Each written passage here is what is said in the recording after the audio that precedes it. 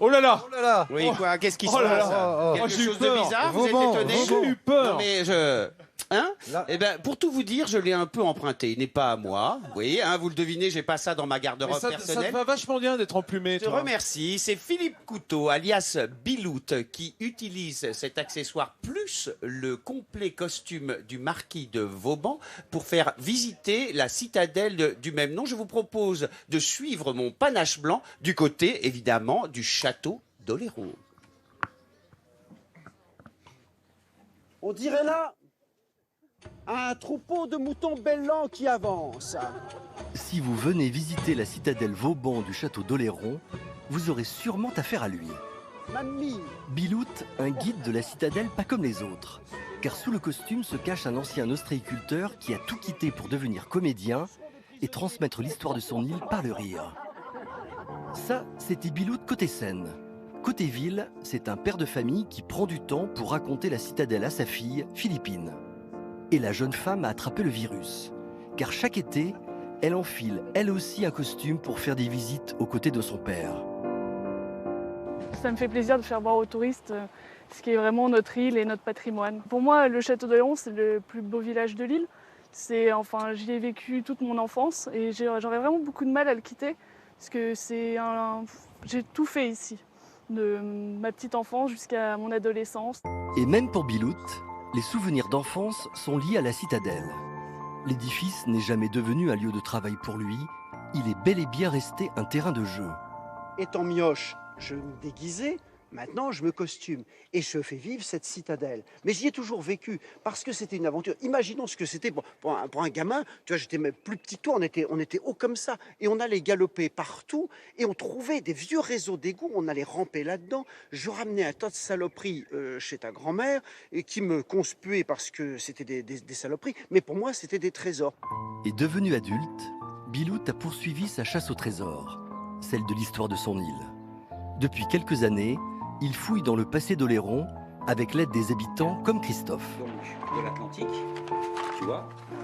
Moi, je suis un malade de l'île d'Oléron. Là, on a un fou. C'est comme ça. C'est pour ça qu'on fonctionne à peu près sur les mêmes trucs.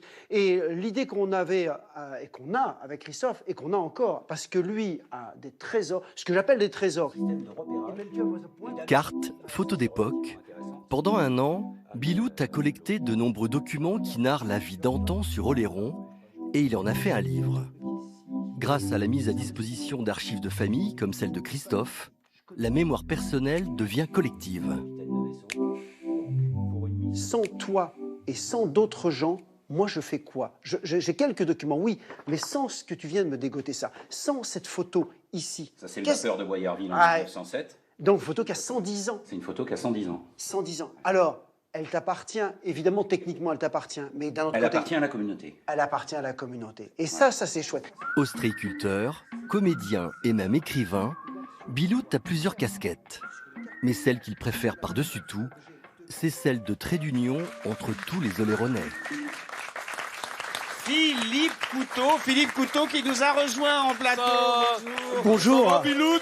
Oui, ça va très bien, ça va merveilleusement bien. Alors je crois qu'il est très connu ici, hein, mais Bilout, moi ça sent le nordiste Bilout, hein, Nathalie? Quand même, oui, nordiste, quand Bilout. même. Évidemment. Alors, Non, je suis né sur Oléron, ma mère m'appelait son bijou et je disais Bilou, c'est devenu Bilout, tout simplement. voilà, c'est une déformation. Parce qu'il y a un T à chaque fois, c'est ça. Hein. Dans le patois, En on rajoute un Saint-Onger, petit on T à rajoute chaque des fois. T, oui. Le D'où le thé à la Bilout. fin. On l'a vu dans une Bijout, émission bijoute. précédente. Voilà. Alors, tu es venu, Bilout, avec des objets qui te servent justement pour ces visites. Alors, on a vu ce merveilleux chapeau que je porte presque aussi bien que toi. Alors, d'où vient cette longue vue là qu'on a sous les yeux? C'est la longue vue du pirate Lazare qui sévit au phare de Chassiron qui raconte l'histoire des naufrageurs et des pilleurs d'épaves. Et alors, je vois une épée qui est une épée authentique. Une véritable épée d'inspecteur général des fortifications qui était la fonction de Vauban, qui était commissaire général aux fortifications royales. Alors, c'est non seulement, vous le voyez, un type amusant à suivre dans les visites, mais un type informé. Et tu collectionnes pas seulement les objets, tu collectionnes aussi les photos. Tu as fait un livre avec ces photos qui retracent la vie d'Oléron en photo de 1890 à... 1970. Voilà, 440 photos, on en voit. Alors, c'est où ça? Alors cette photo a été prise dans la rue Clémenceau, la rue Georges Clémenceau. Celle-ci, c'est de Gaston Demion, c'est à Saint-Trojan-les-Bains. C'est une photo des années 50. Là, c'est les petits bateaux qui arrivaient au port du château, le Mascaret avec des estivants avant l'embarcadère. Ça, c'est le rêve d'été. C'est un bateau qui, lui, trimballait des touristes parce qu'il y en a quelques-uns ici. Et ça, c'est le pont juste avant sa construction. On est en 1965. Ah là là. Transborder, mais c'est une mine de documents, une mine d'or. Hein. Exactement, Vincent, c'est exactement ça. Et c'est grâce à beaucoup de gens que j'ai pu récupérer ces photos et les offrir au public parce que c'est du patrimoine commun. 440 photos dans ce livre, donc on se replonge dans toute l'histoire de ce qu'était avant le pont. Oléron, ça a beaucoup changé de l'un à l'autre tout de même. Oléron restera toujours Oléron et un pont n'est pas un isthme, qu'on se le dise. Attends, oh là là là là là là. On joue pas avec l'esprit insulaire d'Oléron, mon Guillaume. Alors, il y a un autre endroit que Bilout aime beaucoup, c'est la Cotinière. La Cotinière, c'est ce port évidemment à côté sur la côte ouest. Et en tant que scénariste de bande dessinée, tu t'es servi de la Cotinière comme décor. Raconte-nous un peu ça.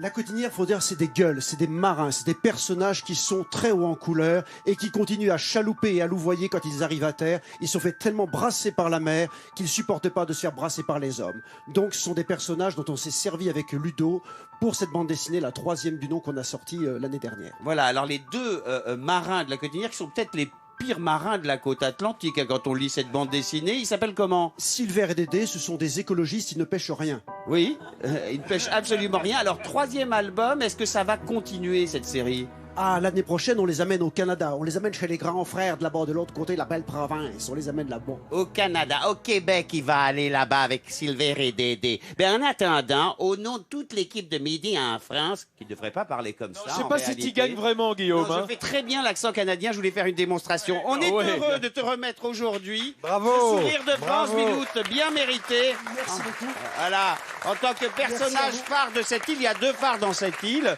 Celui qui est au bout là-bas et toi.